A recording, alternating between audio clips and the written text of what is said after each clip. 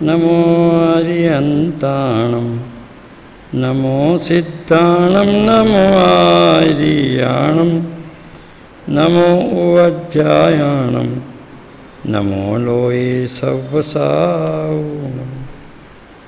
ओंकारं सुयुक्तं नित्यं ध्यायन्ति योगिनः कामदं मोक्षदं चैवे ओंकाराय नमो नमः। मंगलम भगवान वीरो मंगलम गौतमगुणी मंगलम कुंदकुंदाद्योजेन्द्रमस्तु मंगलम सर्वमंगल मांगल्यम सर्वकल्याणकारकम प्रधानम सर्वधर्मानां जेनम जेतु शास्त्रम गुण अनंत ज्ञायक विमल परम ज्योति भगवान परम पुरुष परमात्मा शोभित केवल ज्ञान। गुण अनंत के रस सभी अनुभव रस के माय याते अनुभव सारिखो और दूसरो नाय।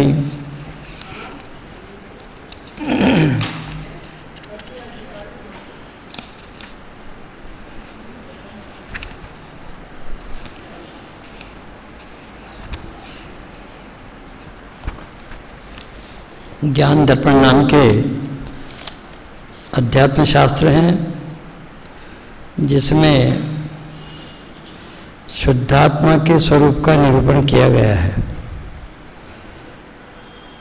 शुद्धात्मा के स्वरूप के सच्चे ज्ञान के अभाव में सम्यक सिद्धांत नहीं होता, सम्यक दर्शन नहीं होता। इसलिए आत्मा का ज्ञान होना आवश्यक है। कल अपन ने ऐसे शुद्धात्मा के स्वरूप में जिसके अंदर जो अनंत गुणों का गोदाम है, अनंत शक्तियों का संग्रहालय है, अनंत धर्मों का अधिष्ठाता है, अनंत स्वभाववान है।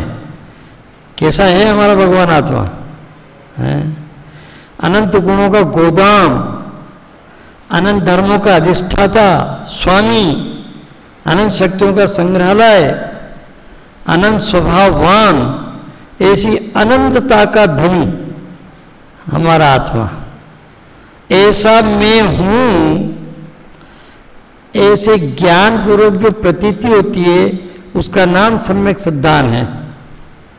तो उसमें ऐसे आत्मस्वरूप के बारे में कल अपन ने उसकी दो शक्तियों के बारे में थोड़ी सी चर्चा की थी कि ऐसी आत्मा में एक तो अकार्य कारणत्व नाम की शक्ति है और दूसरी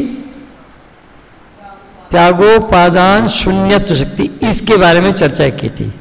अर्थात भगवान आत्मा अपने ज्ञान दर्शनादि अनंत गुणों से इतना परिपूर्ण है कि उसमें कोई कमी भी नहीं है और कोई अधिकता भी नहीं है।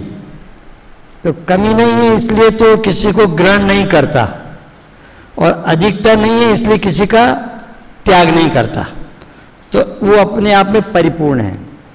दूसरी बात, कार्य कारण की अपेक्षा से, कर्ता कारण की अपेक्षा से कि भगवान आत्मा में अकार्य अकारणत्व नाम की ऐसी शक्ति है जिससे अपना आत्मा किसी अन्य के कार्य का करता नहीं और अन्य अपने आत्मा के कार्य के करता नहीं। क्या? तो आत्मा किसका करता है? कि आत्मा अपने ज्ञानादि अनंत गुणों के परिणमन का करता है।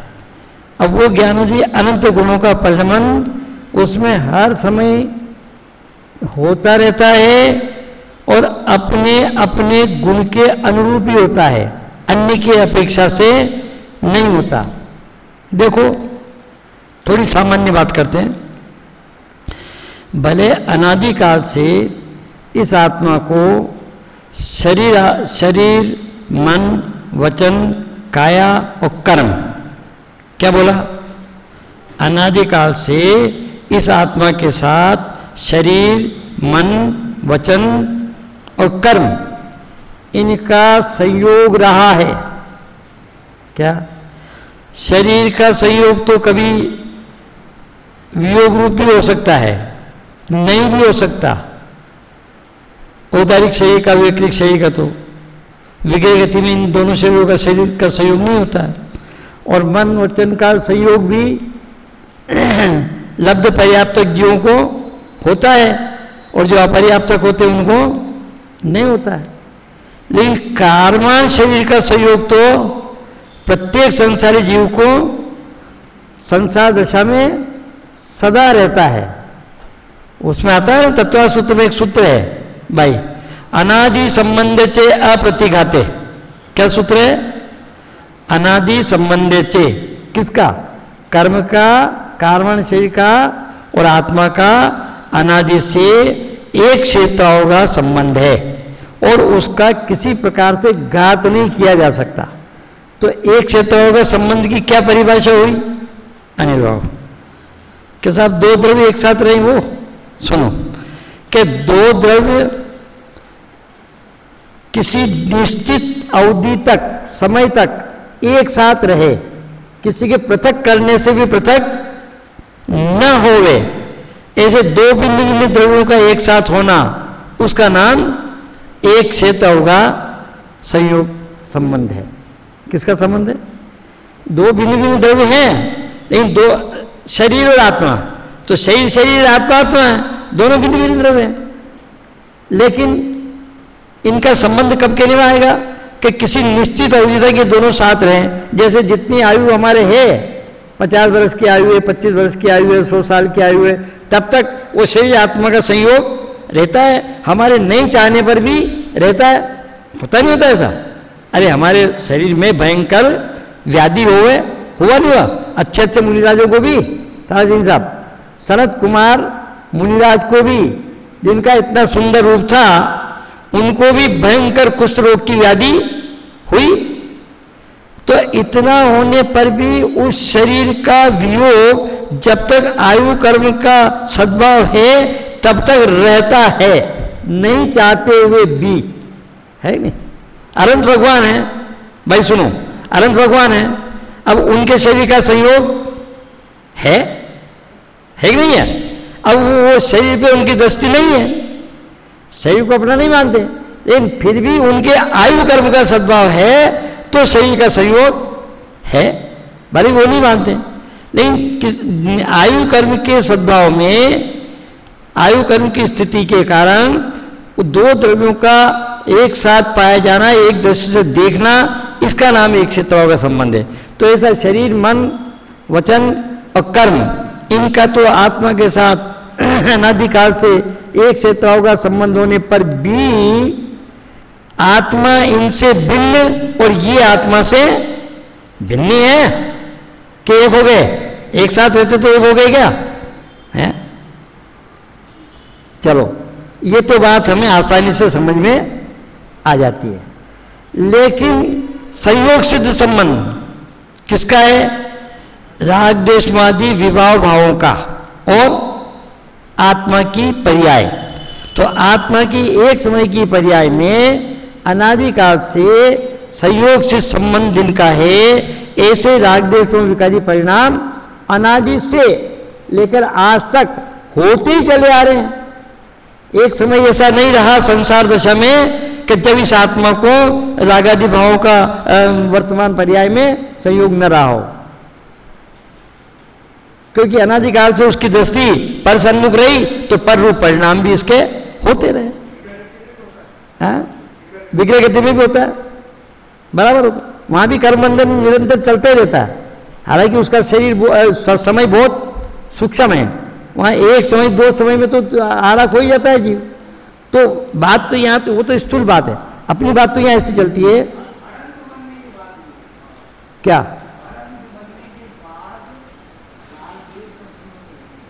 अरे वो तो अनंत सिद्ध में तो होते ही नहीं राग द्वेष, क्या? लेकिन कर्म का संयोग तो है, शरीर का संयोग तो है, अनंत के भी अघात्य कर्मों का, औदारिक शरीर का संयोग तो है ना। मैं तो ये कह रहा हूं, वो संसार दशा में वो संयोग से संबंधित जिनका है, ऐसे राग द्वेष मोह आदि विकारी भाव जो अनादिकाल से आत्मा की एक समय की पर्याय में होते आए हैं, ऐसा होने पर भी वे आत्मा के नहीं हुए और आत्मा उनका नहीं हुआ। ये है बात, समझने की बात ये है। वो पूजन में लिखा ना बाबूजी ने, जुगल किशोर जी ने, मेरे न हुए ये मैं इनसे अति भिन्न अखंड निराला, निज में पर से अन्यत्व लिए निज समरस पीने वाला। मैं हूं कैसा आत्मा है कि अनादिकाल से ऐसे पर द्रव्यों का संयोग होने पर भी, संयोग रागादि बाल नामों का संयोग से संबंध होने पर भी अज्ञानी जीव उन रूप अपने को मानते हुए भी, अपने को उन रूप और उनको अपने रूप मानते हुए भी ये आज तक आत्मा के नहीं हुए और आत्मा आज तक इनका नहीं हुआ। ये मान्य, यदि शास्त्र में जिनवाणी में किसी अपेक्षा से, किसी नए से ऐसा कथन कहा जाता हो, उपचरित असद्भुत व्यवहार नहीं से, अथवा उपचरित असद्भुत व्यवहार नहीं से, उपचरित अनुपचरित असद्भुत व्यवहार नहीं से, किसी भी अपेक्षा से किन्हीं का भी संबंध आत्मा से कहा जाता है और आत्मा को शुभ कहा गया हो, परंतु वो व्यवहार का कथन है, वो व्यवहार नहीं का कथन है। वस्तु स्थिति ऐसी नहीं है, वस्तु का जैसा स्वरूप है उसको ऐसा जानना, उसको ऐसा मानना, उससे सम्यक दर्शन होता है, उस कथन से सम्यक दर्शन नहीं होता। क्या कहा डॉक्टर साहब? व्यवहार का कथन कैसा भी हो, आज सुबह डॉक्टर साहब के उसमें जो 6:30 बजे आता है जनवाणी चैनल पर, उसे एक बहुत बढ़िया बात आई। क्या आई? कि व्यवहार का कथन अच्छा तो हो सकता है लेकिन सच्चा नहीं हो सकता। क्या कहा? व्यवहार का कथन अच्छा तो हो सकता है, सच्चा नहीं हो सकता। उसे अपन लोग ऐसे बढ़ाते हैं संजय बाबू कि वो हमारी जिनवाणी सच्ची भी, उसकी विशेषता सच्ची भी है और अच्छी भी है, लेकिन जनवाणी अच्छी तो हो सकती है लेकिन सच्ची नहीं हो सकती। क्या पढ़ाते हैं? देती ऐसा नहीं पढ़ाते। क्या पढ़ाते हैं?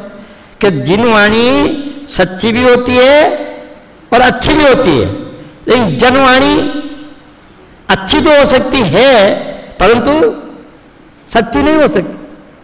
समझ में आ रही बात कि नहीं आ रही? तारा जैन साहब क्या बोला? लिखने में लग गए। जनवाणी माने एक माँ अपने बच्चे को जो उसके चरण छूता है, उसका सेवा करता है, आशीर्वाद देती है, बेटा खुश रहो, है सदा खुश रहो, जुग जुग जियो। वो ये वाणी तो अच्छी तो है पर सच्ची है? बोलो, अच्छी तो है, सबको अच्छी लगती है। माँ ने बहुत बढ़िया आशीर्वाद दिया, खुश रहो, सदा काल खुश रहो, जुग जुग जियो। सच्ची हो सकती है? नहीं हो सकती। तो वही कह रहा हूं कि अच्छी तो हो सकती है लेकिन सच्ची नहीं हो सकती। तो कथन भी, व्यवहार का कथन भी हमको भले ही सुनने में अच्छा लगता हो, हमारे अंदर पक्ष हो, उसके कारण से अच्छा लगता हो, लेकिन सच्चा नहीं हो सकता, क्योंकि उससे हमको अपनी आत्मा का सम्यक सद्दान नहीं होता। वो तो निश्चय का कथन, जैसी वस्तु है उसको उस रूप स्वीकार करे, उस रूप माने, तो उससे सम्यक दर्शन होता है। चलो, ये बात तो अपनी कल तक हो गई थी कि ऐसी आत्मा की महिमा कल अपन ने 2 शक्तियों के माध्यम से की थी। अब आज अंतिम बात अपनी करते हैं, क्योंकि इसके बाद शायद हो सकता है अपना कब मिलना हो कब नहीं हो, ये प्रारब्ध के ऊपर है, अपने हाथ में नहीं है क्या। लेकिन आज अंतिम बात अपनी ऐसे करते हैं कि जिस आत्मा का हमको ज्ञान करना है, जिस आत्मा का हमको श्रद्धान करना है, जिस आत्मा के श्रद्धान करने से सम्यक दर्शन होता है, मोक्ष मार्ग प्रारंभ होता है, उस आत्मा का वास्तविक स्वरूप कैसा है, ऐसे दीपचंद जी साहब के इस ज्ञान दर्पण में 3 छंद बनाए गए हैं, जो अंतिम छंद भी हैं, उनकी चर्चा अपन करेंगे आज, इन 3 छंदों की। अब वो तो अलग बात है क्या। पेज नंबर 110 निकालो आप सब लोग, पेज नंबर 110, 111। इसके पहले के 2 छंदे हैं, इनमें तो 184 और 185 मिल गया ना सबको। 184 और 185 छंद को तो मैं पढ़ देता हूं, आप लोग सुन लेना, और थोड़ी सी उसकी कमेंट्स की बात आई तो वो भी कर लेंगे। बाकी मूल चर्चा तो अपने को 186, 87 और 88 इन 3 श्लोकों की करना है, छंदों की करना है। तीहू लोक चाले जात ऐसो वज्रपात पड़े, जगत के प्राणी सब क्रिया तजी दे तुम, समकिति जीव मासास करत यह, ज्ञान में अखंड आप रूप गही ले तुम, सहज स्वरूप लखी निर्भय अलख होय, अनुभव विलास भयो समत समेत हूँ, महिमा अपार जाकी कई कहा लो कोई, चेतन चमत्कार ताई में सचेत है। क्या चैतन्य चमत्कार है? लोग बात कहते थे जब हम सोनगढ़ जाते थे, क्या तो वहाँ कहते थे साहब, हम जब वहाँ से वापस आते थे सोनगढ़ जाकर के हमारे गांव में, तो हमारे रिश्तेदार वगैरह सब लोग कहते थे गांव के लोग, क्या ये सोनगढ़ जाते हैं तो कांजी स्वामी के पास तो चमत्कार है। और बात बिल्कुल सच्ची घटना है ताजदीन साहब, कि जब गुरुदेव कांजी स्वामी 1958 में इंदौर से चल करके खानपुर आए थे, चांदखेड़ी इंदौर से चल करके आए थे क्या, और हम लोगों को मालूम पड़ी, हम देखने के लिए कांजी स्वामी कैसे हैं क्या, तो हमारे पिड़ाव से सोएत 15 किलोमीटर उस सोएत होकर के निकल रहे थे उस रोड पे वो, और वहाँ से हमारे पिड़ाव 15 किलोमीटर है, लेकिन हम उनको देखने की जिज्ञासा से डॉक्टर साहब 15 किलोमीटर पैदल गए वहाँ सड़क तक, वहाँ पहुँचे उनको देखने कैसे हैं कांजी स्वामी। सन 1958 की बात बता रहा हूँ मैं। उस समय हम पैदल गए और उनके साथ वहीं से वो झालापाटन गए, वहीं से खानपुर गए चांदखेड़ी, जहाँ पर डॉक्टर साहब ने वो अपनी क्रमबद्ध पर्याय की बात उनसे की थी, और गुरुदेव ने कहा था तुमको कोटा आना, तो फिर डॉक्टर साहब उनके साथ कोटा गए थे। उनने वो सब कोटा उसमें लिखा, अपने क्रमबद्ध पर्याय की भूमिका में भी दादा ने ये बात लिखी है। उस समय की बात बता रहा हूँ। उस समय वो जब गुरुदेव वहाँ झालापाटन आए तो उस समय ताराचंद साहब जानते होंगे, झालापाटन के एक सेठ है विनोदराम बालचंद सेठी, जो आपके अजमेर वाले बागचंदी सोनी के रिश्तेदार थे, और हुकुमचंद जी कासली वाले इंदौर वाले के जमाई थे, इंदौर विनोदराम बालचंद सेठी क्या, जिनका इंदौर में विनोद मिल, हीरा मिल और वो 2-3 मिल थे, बड़े बहुत बड़ी पार्टी, उनका अच्छा वर्चस्व था। तो वहाँ वो लक्ष्मी विलास पहले से तालाब के किनारे पे, क्या जैसे ये अजमेर में है ना पुष्कर आना सागर, कौन सा सागर, उसके किनारे पर ही वो कोठी बनी हुई बागचंद की, ऐसे उनने भी विनोदा बालचंद ने अपनी उसके कोठी उन तालाब के किनारे पे बना रखी झालापाटन में, और वहाँ दरबार की कोठी भी वहीं है, झालावाड़ दरबार उसके बराबर की टक्कर पे। ये जैसे अजमेर की कोठी बागचंद ने मालूम है किसके टक्कर पे बनाई थी, ये उनने बनाई थी अंग्रेजों का कर्नल, वो वहाँ रहता था, वो गेस्ट हाउस है ऊपर बना हुआ उसके किनारे पे पहाड़ी पे, उसकी टक्कर पे बागचंद सोनी ने वो कोठी बनाई थी उस समय। ऐसे उनने लालचंद सेठ ने बनाई थी वो कोठी, तो वहाँ गुरुदेव को ठहराया और हम लोग भी गए थे।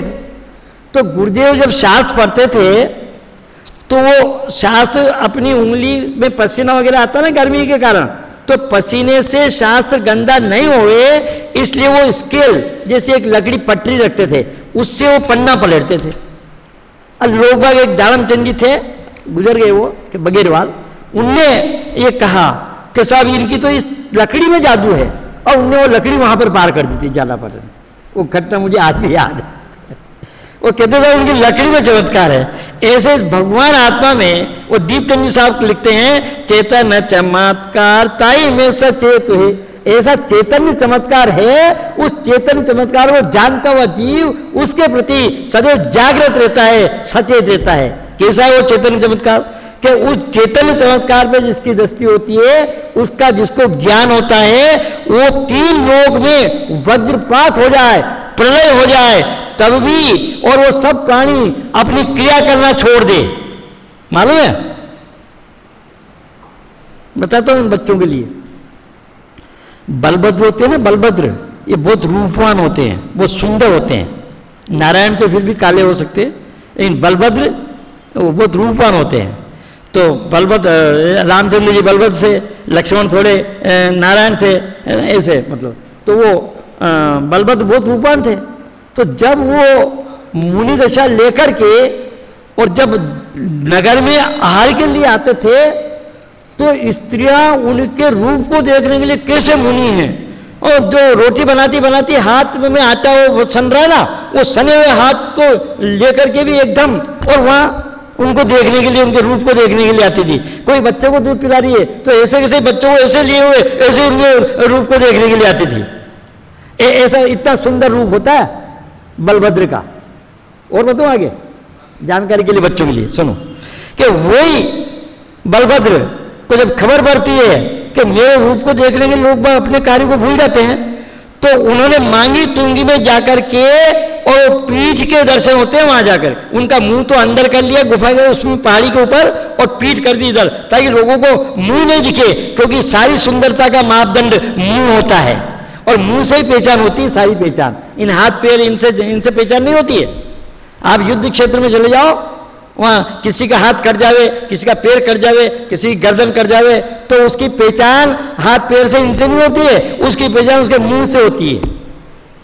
क्या तो मैं तो ज्यादा बात नहीं कर रहा, मैं तो बात इतनी कह रहा हूं कि वो ऐसे सुंदर रूप को देखने के लिए वो स्त्रियां जो काम करती थी, जो नहीं करना चाहिए, वो भी उनके माध्यम से हो जाता था। ऐसे जब तीनों लोक में वज्रपात होता है, प्रलय होता है, तो सब प्राणी अपना अपना कार्य करना भी छोड़ देते हैं। इतना हो जाए तब भी ये कह रहे हैं, क्या कह रहे हैं दीपचंद जी साहब, कि तीनों लोक चाले जाते ऐसो वज्रपात पड़े हैं, तीनों लोकों में सब चाल भूल जाते हैं, और जगत के प्राणी सब अपनी क्रिया भी, अपनी अपनी क्रिया भी छोड़ देते हैं। वो स्पष्ट है, सरल अर्थ है। समय की जीव महासास करत यह, ज्ञान में अखंड आप रूप गई लेते। ऐसे समय पर ज्ञानी सम्यक दृष्टि जीव, जिसको अपने स्वभाव का, अपने अस्तित्व गुण के कारण अपना ज्ञान और श्रद्धान होता है, वो जीव उस समय साहस पूर्वक माने विवेक पूर्वक, यहां साहस का मतलब विवेक पूर्वक, अपने विवेक से वो अपना उपयोग अपने अखंड ज्ञान स्वभाव के सम्मुख करता है, और उसमें ही दृढ़ करने का प्रयत्न करता है। भले ही जगत में कैसा प्रलय हो और के सब क्रियाएं उल्टी सुल्टी हो जाओ, तो भी उससे वो कोई प्रभावित नहीं होता। ज्ञानी सम्यक दृष्टि जीव को स्वभाव के प्रति इतनी दृढ़ श्रद्धा होती है। सहज स्वरूप लकी निर्भय अलख होय, ये देखो बहुत स्पष्ट, बहुत मजेदार छंद है दीपचंद जी के छंद। तो डॉक्टर साहब आपके बनारस दास जी के छंदों से की होड़ है, इतना आत्मरम्य है। आपको बनारस दास जी के छंद प्रिय है और मुझे ये प्रिय, वो भी प्रिय है, घबराओ चिंता की कोई बात नहीं, आपको भी ये प्रिय है। बहुत मजेदार है। ज्ञानियों का चिंतन, ज्ञानियों के वचन अपने चिंतन के अनुसार निकलते हैं तो उसमें सबको आनंद आता है, उनको तो आनंद आता ही आता है? ये अपने जो कवि लोग होते हैं, डॉक्टर साहब हैं, बाबू जी हैं, ज्ञानाथ राय जी हैं, भूदेव राज जी हैं, दौलत राम जी हैं, जिन ज्ञानियों ने भजनों की और पूजनों की इतनी सुंदर चर्चाएं की ना, ये कोई अपने लिए की क्या? अरे ये सब उस आनंद रस में इतने सराबोर होते थे कि उस रस में इतने सराबोर होते थे, उस समय जो सहज वाणी का प्रस्फुटन होता था उसमें भी इतना सुनने वालों को आनंद आता था जितना वो स्वयं आनंदित होते थे। ये उसका नाम कविता है। डॉक्टर साहब बताते हैं शांति जी कि ये कविता की पद्य की रचना कैसे होती है और गद्य की रचना कैसे होती है। ख्याल में भाई, गद्य की रचना कैसे होती है और पद्य की रचना कैसे होती है? साहित्यकार लोग जो करते हैं ना, क्या तो गद्य की रचना अपने मन में उत्पन्न विचारों को, जैसे मन में विचार उत्पन्न हो रहे हैं उनको उसी रूप में व्यक्त कर देना, उसका नाम तो है गद्य रचना, गद्य की रचना। और पद्य की रचना क्या अपने मन में उत्पन्न विचारों में इतने भाव विभोर हो जाना कि सहज ही वो उनकी भाषा जो लय रूप से निकलती है उससे सब ने अपने आप पद्य की रचना हो जाती है। वो ऐसे नहीं आज के कवियों की तरह से कहीं की रीत कहीं का जोड़ा रोड़ा और भानुमती ने कुंडा जोड़ा, उसके लिए बहुत अच्छा डॉक्टर साहब का एक उदाहरण है क्या, वो सूर सूर तुलसी सभी रवि उड़गन केश उदास, अब के कवि खद्योत सम जहाँ तहाँ करत प्रकाश।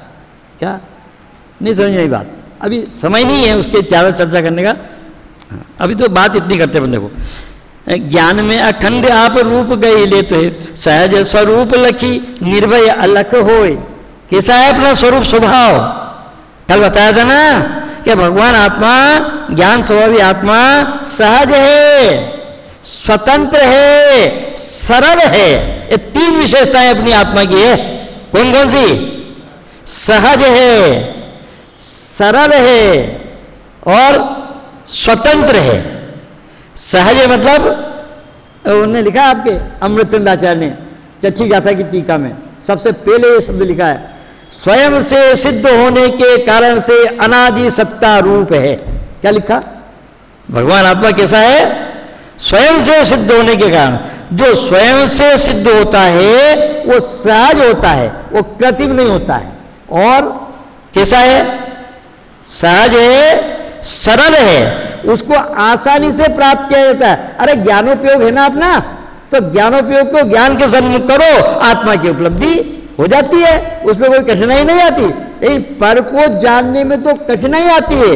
इसके लिए भी डॉक्टर साहब बहुत बड़ी बात करते हैं। क्या अपने जेब में पैसे हो तो उनको खर्च करने में अपने को दिक्कत नहीं आती है। और मुझे यहाँ जरूरत पड़े 1500 रुपए की और मैं तारादीन साहब से कहूँ कि साहब मुझे 500 रुपये की जरूरत है, हाँ पंडित जी देंगे ना, अभी घर पे चलते हैं, है क्या? अब फिर वहाँ घर पे जावे और के अरे क्या करें पंडित जी, वो तुम्हारी भाभी जी है ना, अभी वो मार्केट चली गई, आगे तब देंगे। समझना? तो दूसरे से लेकर के अपने को अपना काम करने में तो दिक्कत आती है।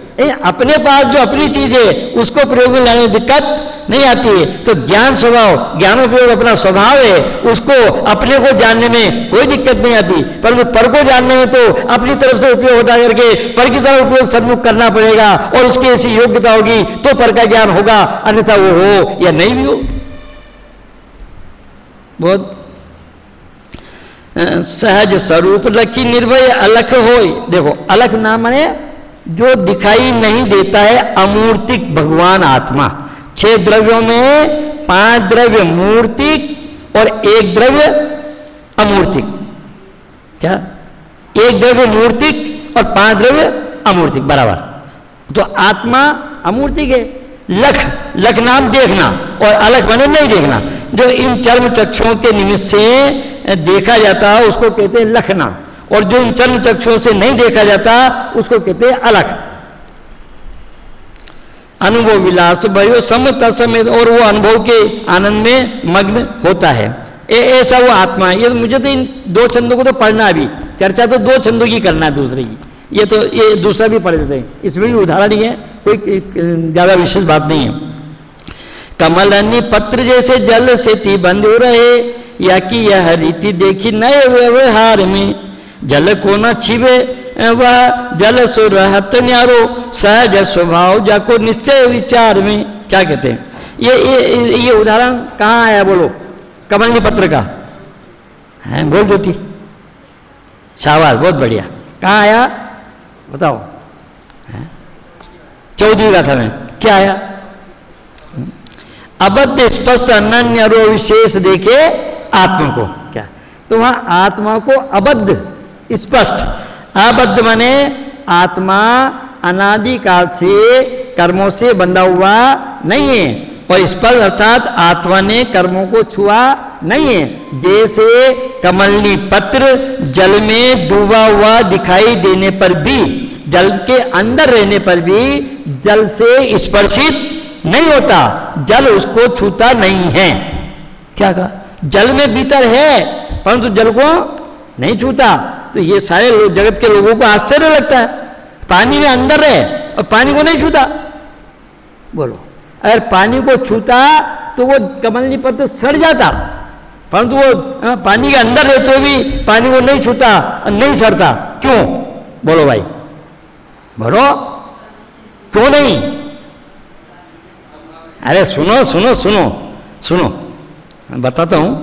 हमने गुरुदेव के मुंह से सुना ना, इसलिए जैसे अपने शरीर में ये रो है ना, रुआलिटी, ये तो जब कभी कोई आश्चर्य की बात होती है या कोई कभी ऐसा होता है कौतूहल, तो ये सारे रू अपने खड़े हो जाते एकदम, थोड़ा सा स्टेट बिल्कुल ऐसे। उस कमलनी पत्र में बारीक बारीक बारीक बारीक सफेद रुआली होती है, क्या उसमें होती है, तो वो पानी के अंदर कमलनी पत्र सहित होती है, तो पानी उस रुआली के ऊपर ऊपर रहता है, उस पत्ते को नहीं छूता।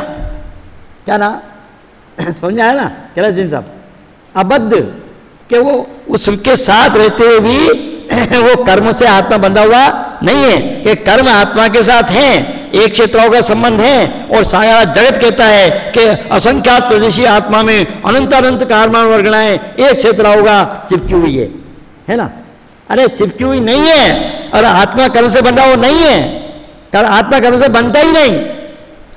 भले ही कितने शास्त्र कह दो, वो झूठी बात है, आत्मा कर्म से नहीं बनता। दादा कहते हैं, मैं नहीं कह रहा हूं, स्मारक में तो सब दादा की बात चलती है। क्यों? कि कर्म से कर्म बनता है। क्या कहा? उसका हेतु है संजय बाबू, कर्म से कर्म बनता है। दधिकादि गुणा नाम तो बंदे अधिका, तत्वार सूत्र में क्या कि पुद्गल के दो परमाणु में दो या दो से अधिक गुण वाले परमाणु जब मिलते हैं परस्पर में, तो उनमें बंध होता है। तो पुद्गल के परमाणु में कारमान वर्गणाओं का परस्पर में उनका उन्हीं बंध होता है। वो तो उस आत्मा के साथ जो अमूर्ति के, और ये कर्म जो मूर्ति के, उनका उसके साथ बंध कैसे हो सकता है? तो वो कर्म तो आत्मा से बनते ही नहीं। इसलिए कहा कि भगवान आत्मा के स्वभाव के सम्मुख दृष्टि की जाए, स्वभाव की तरफ से देखा जाए, तो आत्मा कर्म से बनता ही नहीं। अब पर्याय की अपेक्षा से पर्याय में बंध कहा जाता है, बराबर है। ये चौधरी का सही बात है, वो मेरे मन की बात नहीं है, कि नहीं चौधरी का था ज्योति है ना बेटा? वो पर्याय में बंध कहा जाता है, पर्याय की अपेक्षा से बंध यथार्थ है। तो क्यों बोलो? अब पर्याय भी उस आत्मा की है ना, लेकिन पर्याय भी अपनी योग्यता से परिणमन करती है। तो उस पर्याय के परिणमन की ऐसी योग्यता है कि यदि वो अपने स्वभाव का सन्मुख होकर के परिणमन करे अपनी योग्यता से, तो वो स्वभाव रूप प्रतिबिंबित होती है। और वो पर्याय अपनी योग्यता से पर सन्मुख होकर के परिणमन करे तो वो पर रूप दिखाई देती है। इसी अपेक्षा से उसकी पर्यायगत योग्यता से उसमें जो दूसरे परमाणु प्रतिबिंबित होते हैं कर्म की वर्गणाएं, और वो उसमें झलकती हुई दिखाई देती है। तो अज्ञानी जीवों को ऐसा लगता है कि वो कर्म आत्मा की पर्याय में एक में हो गए। परंतु संवर अधिकार में 181 82 83 गाथा में आचार्य भगवान कहते हैं कि उस राग के क्रोधादि के प्रदेश भिन्न है, और भगवान आत्मा ज्ञान स्वभावी आत्मा के प्रदेश भिन्न है कि नहीं है डॉक्टर साहब? है बहुत अच्छा। एक वस्तु की दूसरी वस्तु में अनुपत्ति है, ये शब्द है उसमें भाषा। एक वस्तु दूसरी वस्तु की नहीं होती, तो जाकर के संवर होता है, तो जाकर सम्यक दर्शन होता है, तब जाकर के मोक्ष मार्ग प्रारंभ होता है, तब जाकर के धर्म की शुरुआत होती है। अन्यथा उसके अभाव में कोटि में कलेशन की करो बहु करनी, करोड़ों कलेशों की करनी करो तो करो, भगवान को कोई गरज नहीं है। बहुत गजब बात है। क्या कहते हैं? कमलनी पत्र जैसे जल से बंधे रहे, बहुत सरल है, इसकी ज्यादा नहीं करते थे। या की रीति देखना है व्यवहार में, जल को न छिवे या जल से रहत न्यारो, सहज स्वभाव जाको निश्चय विचार में, निश्चय विचार की अपेक्षा से, वस्तु स्वरूप की अपेक्षा से, यथार्थ की अपेक्षा से जो वस्तु जैसी है उसका उसी अपेक्षा से विचार किया जाए तो वो उससे भिन्न ही है। तैसे यह आत्मा बंधो है पर फंद से थी, क्या तैसे ही यह आत्मा पर फंदों से अनादि से बंधा हुआ दिखाई देता है। अनिल बाबू, दो शब्द आते हैं, द्वंद्व और फंद। कितने शब्द आते हैं? दो, द्वंद्व और, तो द्वंद्व किसका द्योतक है, फंद किसका द्योतक है? क्या द्वंद्व है मानसिक दुविधा का। द्वंद्व शब्द किसका द्योतक है? मानसिक दुविधा का। एक कवि हुए अपने जैन कवि, उन्होंने लिखा है, दुविधा कब जाए या मन की दुविधा कब जाए या मन की, कब निज नाथ निरंजन निरखूं तज सेवा जन जन की दुविधा कब जाए या मन की। वो ऐसा मन में दो प्रकार की विचारधारा चलना, ऐसा होगा नहीं होगा, ऐसा होगा तो कैसा होगा, ये करेंगे तो क्या होगा, इस बारे में जाएंगे तो क्या होगा, नहीं जाएंगे तो क्या होगा, पढ़ेंगे तो क्या होगा, नहीं पढ़ेंगे तो क्या होगा, पास होंगे नहीं होंगे, ऐसा अनेक प्रकार की दुविधा चलती है। उसका नाम तो है द्वंद्व। और फंद कौन, फंद कौन कहूँ फंद कौन? शरीर को संबंध, शरीर से संबंध रखने वाले स्त्री, पुत्र, माता, पिता, भाई, बहन, लड़का, लड़की, पत्नी, पता, सब फंद है। ये क्या है? सब फंद है। फंद मने फंदे, हमको फंदे में फंसाने वाले हैं। इनकी तरफ दृष्टि करोगे तो गारंटी से मोह उत्पन्न होगा होगा होगा होगा, और मोह उत्पन्न होगा तो संसार में रुलोगे रुलोगे रुलोगे। ये फंद है, वो लिखा देखो यहाँ, देखो कितना गजब को सब लिखा। तैसे यह आत्मा बंधो है पर फंद से थी, है ना, उसी प्रकार से यह आत्मा पर फंदों से बंधा हुआ है। कैसे? वो और बोलूं, मेरे को तो क्या करूं आता है मन में।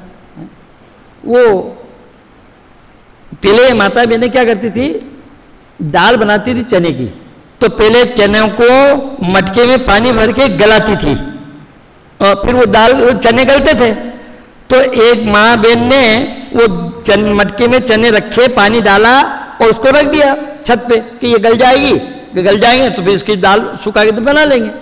तो एक बंदर आया और उसने देखा पानी साफ था और वो चने फूल के थोड़े थोड़े ऊपर भी आए क्या, तो उसने इसमें बहुत अच्छे चने खाने का मजेदार आता है, अच्छा मजा आता है।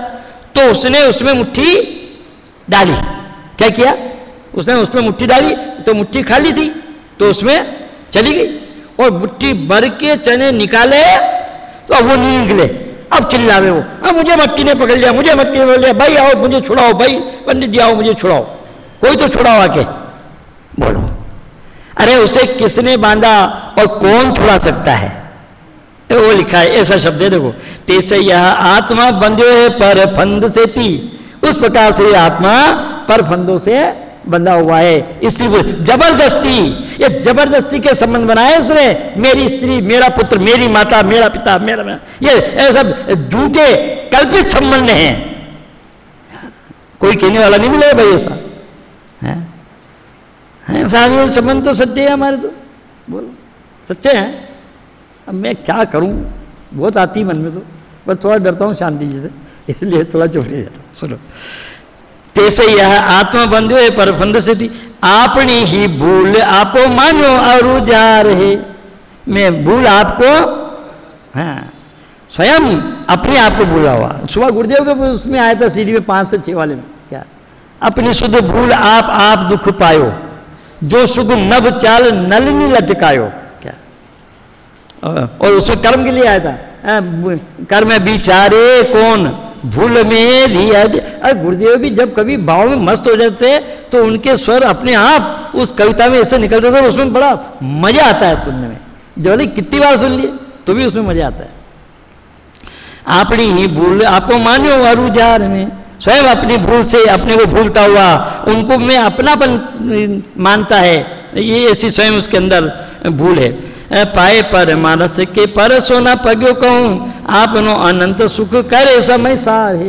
एकमात्र समय सार से ही अपना आत्मा सुखी हो सकता है। कहाँ लिखा रहा बहन? अरे समय सार के तीसरे कलश में अमृतचंद आचार्य ने ये बात लिखी है। तीसरे कलश में क्या लिखा? समय सार तीसरा कलश, यद्यपि मैं तो परम शुद्ध चैतन्य मूर्ति हूँ, फिर भी परिणति मलिन हुई है मोदय से। है परम विशुद्धि को पावे वह परिणति मेरी। क्या गजब बात है। समय सार की आत्मख्याति नामक व्याख्या से है, वो समय सार को निमित्त बनाते हैं, समय सार से मेरी परिणति शुद्ध होती है।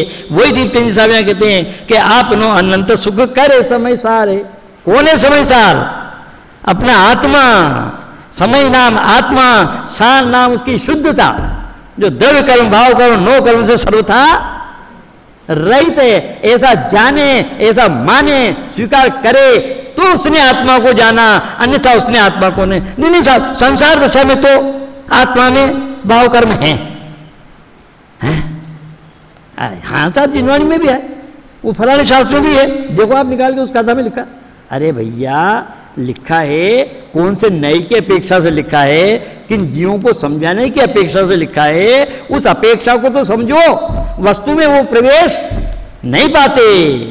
भगवान आत्मा में द्रव्य कर्म, नो कर्म, भाव कर्म ने आज तक प्रवेश किया ही नहीं, कर सकते ही नहीं, क्योंकि दोनों भिन्न भिन्न हैं। अब भले उनमें आप कौन सा अतत भाव कहो कि अत्यंता भाव कहो, जो कहा कहो वो क्या कहो, उल्टो उनने तो कहा ये सब वाग्जाल है। बहुत गजब का लिखा है आपके बनारस दास जी ने नाटक संसार में। शुद्धात्म अनुभव क्रिया शुद्ध ज्ञान द्रगदोर, मुक्ति पंथ साधन यह वाक जाल सब और सब क्या है? वाक जाल है, बकवास है, बकवास है। इसलिए अमरचंद आचार्य फिर लिखते हैं कौन से कलश में है, भाव वेजन क्या लाभ है इस व्यर्थ के बकवाद से, अब तो रुको निज को लखो अध्यात्म के अभ्यास से। हैं क्या गजब बात है। यदि अनवरत हो 6 मास इस आत्मा की साधना, तो आत्मा की प्राप्ति हो संदेह इसमें रंचना है। ऐसे आत्मा का ज्ञान, ऐसे आत्मा का श्रद्धान होवे तब ना। हमें तो ज्ञान श्रद्धान में तो हमारे भूसा भरा पड़ा है, जैसे उस कवि के मुंह में गोबर भरा पड़ा, गोबर की गोलियां हैं। चलो अब ये 2 चंदों की अपने को चर्चा और करनी है, ये बहुत बढ़िया है। पदमनि पत्र सदा पय ही में पग्यो रहे, सब जन जाने वाको पय को परस है। ये ऊपर वाली बात और ये ऊपर वाला जो छंद है ना 185 नंबर का, उसकी 2 पंक्तियां और इसकी 2 पंक्तियां बिल्कुल सेम है, वही बात है। वहां कमलनी पत्र कहा, यहाँ पद्मनी पत्र कहा। पद्मनी पत्र का मतलब भी कमलनी पत्री होता है क्या। अब वहां उनने जल कहा, यहाँ उसको पय कह रहे हैं। वो पय और जल एक ही बात है। हाँ बराबर, हाँ ये बहुत बढ़िया। वहां अबद्ध लिया और यहाँ स्पष्ट लिया, बहुत अच्छा बराबर। पदमनी पत्र सदा पय ही में पग्यो रहे, सब जन जाने वा को पय को परस है। उसका पानी का स्पर्श है, लेकिन वास्तव में पानी उसको कमलनी पत्र को स्पर्श नहीं करता। ना तो कमलनी पत्र पानी में डूबा हुआ है, क्या बताऊं शांति भाई बात, वो सुबह आपसे बता रहा, दर्शन कर रहे थे वो एक जन की, वहाँ नवरंगपुरा में शिविर था अपना, ये प्रशिक्षण शिविर। और वो एक जन मेरी कक्षा में बैठा था जिनने त्रिमूर्ति बनाई आपकी। ये त्रिमूर्ति का पहाड़ बनाया ना कैलाश पर्वत भाई, ये कैलाश पर्वत और सम्मेद शिखर जो बनाया ना, वो इंजीनियर एक जन मेरी कक्षा में पढ़ता था बालबोध में, वहाँ अहमदाबाद नवरंगपुरा शिविर में क्या। तो वहाँ पर उस समय लालचंद भाई आने वाले थे, आए नहीं थे उस शिविर में वहाँ। और रमेश भाई घाट कोपर वाले जो आजकल देवलाई में रहते हैं, जो राजकान निवास का जिनने अलग से बनाया वो मंदिर बनाया, वो वहाँ पर भजन मंदिर लेकर के भजन गाने आए थे। हाँ, उनका भजन की कैसेट आज भी मेरे पास सुरक्षित है। तो उसमें वो भजन, उनने जो एक भजन गाया था उसमें क्या नाम से, जल में डूबे देखो दा पर जलनो स्पर्श न था, ऐसा कुछ बहुत अच्छा भजन है। ऐसे वो शुभ भाव और उनकी वो भजन है, अभी याद आ जाए, निकल गया अभी जी। छविषम ज्ञान का ऐसे ही स्वरूप है, क्या करें। आ जाए तो मैं सुनो, बहुत बढ़िया भजन, मेरे पास कैसेट भी है उसकी, और मैं उसको सुनते ही सुनता हूँ जब मन में आता, आधी रात में भी सुन के। गुरुदेव का प्रवचन सुनवा, उसके पहले उस भजन कैसेट को लगाऊंगा मैं और वो सुनता हूँ मैं, इतना प्रिय है वो, बहुत बढ़िया भजन है। वो क्या बाबा, ऐसा अच्छी पंक्ति, बहुत मजेदार, अभी सुनाऊंगा आपको, याद आएगी तब। हाँ झूम जाते थे बोले, और उनने वहाँ नवरंगपुरा में गाया था भाई। अपने स्वभाव कहू पय को न परसे है, सहज सकत लिए सदा अपरस है। अब मुझे ये बात करनी है शांति जी से, क्या ये जो इसमें इसके लिए चर्चा करनी थी मुझे, इस छंद की और अगले वाले छंद की, इस मूल पंक्ति की वजह से। क्या कि अपने स्वभाव कहूँ पय को न परसे हैं, कि वो कमलनी पत्र अपने स्वभाव से पानी को स्पर्श नहीं करता। तो दूसरे शब्दों में कहो कि वो पानी कमलनी पत्र को नहीं स्पर्श करता। क्यों? क्योंकि कमलनी पत्र अपने स्वभाव को नहीं छोड़ता और पानी अपने स्वभाव को नहीं छोड़ता। पानी अपने स्वभाव में अपने स्वभाव रूप पर रहकर परिणमन करता है और कमलनी पत्र अपने स्वभाव में स्वभाव रूप लेकर के परिणमन करता है। भले ही दोनों को एक साथ देखा जाए तो देखा जाए। सहज सकतिल, ये सदा अविरस है। ऐसी शक्ति उसमें अस्पर्श नाम की शक्ति सदा काल है कि अमूर्तिक भगवान आत्मा ने आज तक जड़ मूर्तिक पदार्थों को स्पर्श किया ही नहीं। ऐसी अस्पर्श नाम की शक्ति आत्मा में सहज है, किसी के करने से नहीं हुई, किसी के बनाने से नहीं हुई जो उसको मेट देंगे। वो अकृत्रिम है, अनादि है और निधन है, अनंत काल तक रहने वाली है, सदा काल स्वाभाविक शक्ति है। बहुत मजेदार बात है भाई। तेसे पर भाव यह परस मलिन भयो। शांति जी क्या कहा? तेसे पर भाव यह परस मलिन भयो। कौन? आत्मा। क्यों आसव कैसे? बोलो बोलो, 72 का था डॉक्टर साहब। असुचि पना विपरीतता, ये आश्रव के जान कर, है ना? कैसे आश्रव? सबसे पहला उसका आश्रव का स्वरूप क्या बताया? असुचि, मल, मलिन, मेले। केस क्या उदाहरण दिया भाई? अरे भाई से पूछा है बेटा, हमारे तो जैसे चलता है गुरु शिष्य का आपस में। क्या है? जैसे जल में काई पैदा होती है तो वो जल में पैदा हुई, लेकिन वो काई जल नहीं, जल का मल है। क्या कहा? काई जल में पैदा हुई। कहने में ऐसा आता है कि जल से पैदा हुई, लेकिन वास्तव में वो काई जल नहीं, मल है। कि जल है, जल से पैदा हुई जल है। बोलो बाबूजी के शब्दों में कहो तो वो जैसे आंख में गीजड़ आती है, मेल आती है ना, आंख में कभी कभी मेल आ जाता है यहाँ। क्या? तो वो आंख का मेल है, क्या? वो आंख नहीं है और हम उसको क्या मान लेते हैं? आंख का मान लेते हैं, आंख की मान लेते हैं। तो आंख का मेल आंख का कैसे हो सकता है? और सब उदाहरण दूं, वो अग्नि की कचास के कारण निकलने वाला धुआं अग्नि हो सकती है? कभी तो जिनने बाहुबली को सुना हो, वो बाहुबली कहा करते थे, वो काले कुत्ते की बहू कभी तो शेर की सेनानी हो जाएगी। अभी मुझे कहना नहीं है, बहुत देते थे बाहुबली उदाहरण, बहुत सुना। तैसे पर भाव या परस मलिन भयो, लियो नहीं आप सुख महापर बस है। स्वयं परवश होकर के, पर के वशीभूत होकर के, पर रूप अपने को मान करके, और उसने आज तक अपने सहज स्वभाव का रसास्वादन नहीं किया। निश्चय स्वरूप पर वस्तु को न परसे है। क्या कहा शांति जी? निश्चय से, निश्चय स्वरूप, यथार्थ स्वरूप कभी भी पर वस्तु को स्पर्श नहीं करता। और वो रागादि विभाव भाव जो आत्मा की एक समय की पर्याय में ऊपर ऊपर होते हैं, उन्होंने भगवान आत्मा को आज तक स्पर्श नहीं किया। आत्मा में हो रहे हैं, आत्मा की पर्याय में सारा अज्ञानी जन मानता है, जिनवाणी में भी उसका कथन है, परंतु उन्होंने आज तक ज्ञान स्वभावी अमूर्तिक आत्मा का स्पर्श नहीं किया, क्योंकि वो पुद्गल मूर्तिक द्रव्य की पर्याय है। भले वो पर्याय अमूर्तिक अमूर्त दिखाई नहीं देती, लेकिन है तो मूर्तिक द्रव्य की। ऐसे, अब आगे शांति जी के लिए कहता हूं, ऐसे वो राग द्वेष मोह सुख दुख के परिणाम जो अंतरंग में आत्मा में उत्पन्न होते हुए आत्मा जैसे लगते हैं, या आत्मा इनका करता है, आत्मा में होते हैं, परंतु आचार्य भगवान कहते हैं कि वो सब कर्म का परिणाम है, ज्ञानावरणादि द्रव्य कर्मों का परिणाम। जो कर्म का परिणाम अरुणो, कर्म का परिणाम है, सो नहीं करे जो मात्र जाने, वही आत्मा ज्ञानी। कौन सी गाथा ज्योति? 75 नंबर की।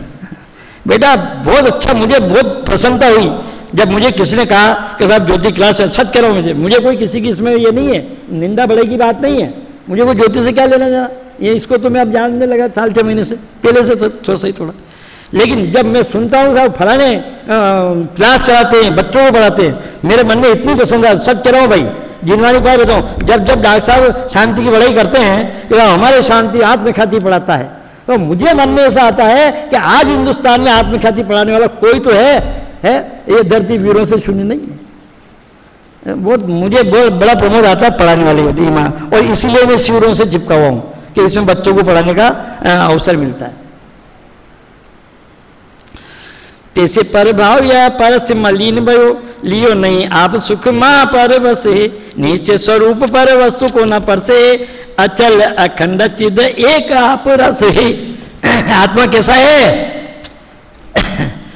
अचल है, अखंड है, एक है, स्वसंवेद है, अबाधित है। सारी समय सार में अमृतचंद आचार्य ने डंके की चोट ये बात कही है।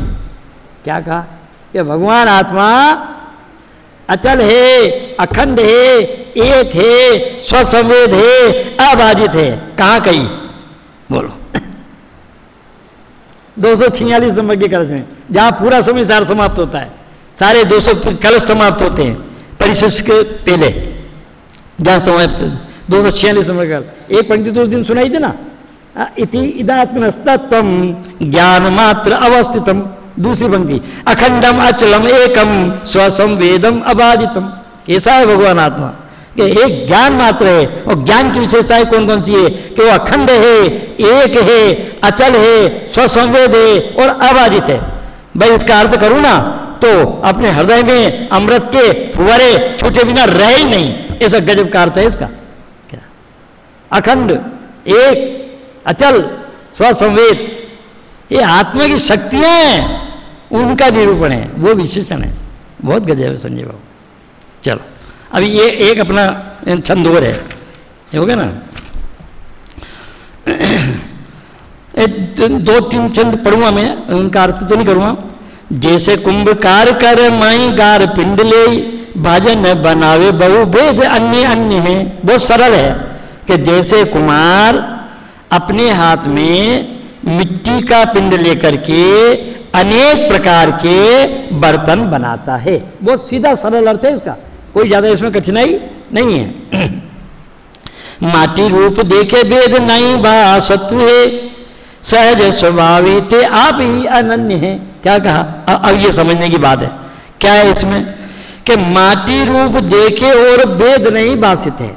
कि वो कुमार, मेरी तरफ देखना डॉक्टर साहब, वो कुमार जब अपने हाथ में मिट्टी का पिंड लेकर बर्तन बनाने का प्रयत्न करता है या बर्तन बनाता है, ऊपर की पंक्ति है ना सीधी सी, कि जैसे कुम्हार कर माई गार पिंड ले, बाजन बनाए बहु भेद अन्य अन्य, कि जैसे वो कुमार अपने हाथ में मिट्टी का पिंड लेकर के और अनेक प्रकार के अनेक प्रकार के बर्तन बनाता है।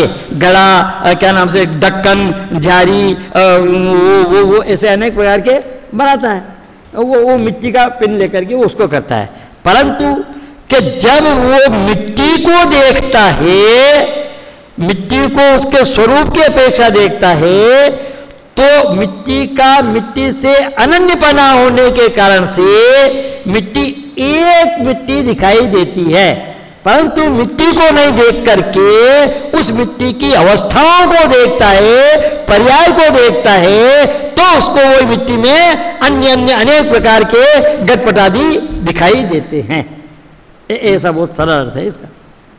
पर है मजेदार, माटी रूप देखे और भेद नहीं भासत्व, सहज स्वभावी थे आप ही अनन्य है। वो मिट्टी सहज अपने स्वभाव से, अपने से अनन्यपना लिए हुए, अन्य अन्य है और अनन्य है, दोनों शब्दों में अंतर ना। आपको क्या बताए, आप तो स्वयं साहित्यकार हैं। गति गति माई जैसे नाना पर्याय धरे, ऐसे गति गति में, कौन कौन सी गति में? स्त्री, पुरुष, मनुष्य, देव, तिर्यंत, नारकी, हाथी, घोड़ा, मुनि, श्रावक, अरंत, सिद्ध, आचार्य, उपाध्याय, साधु, ये सब गति गति नाना अवस्थाएं, सब आत्मा की अवस्थाएं कहने में आती है। अरे आत्मा की अवस्था है ही नहीं वो, अभी तो आगे बात के बाद आत्मा की अवस्था है तो उसमें दूसरे छंद में है अभी उसकी चर्चा नहीं करना मेरे को, अभी तो यहाँ कहना है ऐसे गति गति में मैंने गति नाम दशा का, गति नाम हालत का, गति नाम पर्याय का, गति नाम परिणमन का, ये एक गति के इतने शब्द होते हैं क्या? तो ऐसे गति गति में ऐसा शब्द आपके साहित्य में क्या है शांति जी प्रयोग उन बिहारी कवि ने, उसमें लिखा उन्हें एक बेर खाती है वे 3 बेर खाती है, बेर बेर खाती है वो बीन बेर बेर बीन खाती है, क्या कहा? ओ कनक कनक ते सो गुरी मादकता दे, उसमें एक ही शब्द को 2 बार प्रयोग लिया, लेकिन दोनों के शब्द अलग अलग होते हैं। ऐसे यहाँ पर भी गति गति माई जैसे नाना पर्याय करे, ऐसे अन्य अन्य अनेक प्रकार की गतियों में अन्य अनेक प्रकार की अवस्थाओं में जो अनेक प्रकार की पर्याय होती है उस द्रव्य की होती है अपनी योग्यता से उसमें ही, परंतु वो भिन्न भिन्न होती है। इस अपेक्षा से तो भगवान आत्मा एक भी है और अनेक भी है। क्या कहा? ये है अनेकान, आत्मा एक रूप भी है और अनेक रूप भी है। एक रूप तो अपने स्वभाव की अपेक्षा से और अनेक रूप पर्याय की अपेक्षा से। एक रूप तो अपने एक अखंड स्वभाव की अपेक्षा से और अनेक रूप अनंत गुणों की अपेक्षा से। एक रूप तो अपने असंख्यात प्रदेशी एक आत्मा उसकी अपेक्षा से और अनेक रूप असंख्य प्रदेशों की अपेक्षा से। डॉक्टर साहब इसका जब करते खुलासा बहुत अच्छा करते हैं। गति गति माई जैसे नाना पर्याय धरे, ऐसो है स्वरूप सो तो व्यवहार जन्य है। क्या कहते हैं? गुण भेद, प्रदेश भेद, पर्याय भेद, अनेक प्रकार के भेद, ये सब पर्याय में ही भेद होते हैं। द्रव्य स्वभाव तो सदाकाल एक अभेद अखंड त्रिकाली नित्य शुद्ध शाश्वत वस्तु है, जो जानने और श्रद्धा करने की वस्तु है। अब पर्याय जानने की वस्तु तो है परंतु श्रद्धा करने की वस्तु नहीं है। अरे बहुत इसका खुलासा है जिनवाणी में। एक रूप रहे तीनों काल लोग कहे धन्य है, वो एक स्वभाव रूप है और उसको जो देखता है जानता है कहता है वो तीनों काल में धन्य है। सिंधु, अब ये सिंधु में तरंग जैसे उपज विलय जाए, नाना वृत्त वृद्धि हानि जामे जय पाइए। क्या कहा?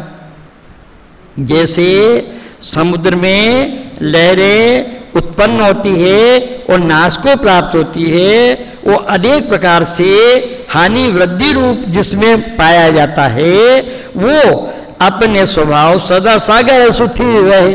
ऐसे सागर जो अपने स्वभाव में लेता है, अपनी सीमा में लेता है, अपनी मर्यादा में लेता है, अपने स्वचतुष्टय की सीमा में रहता है, कभी अपने स्वचतुष्टय का उल्लंघन नहीं करता।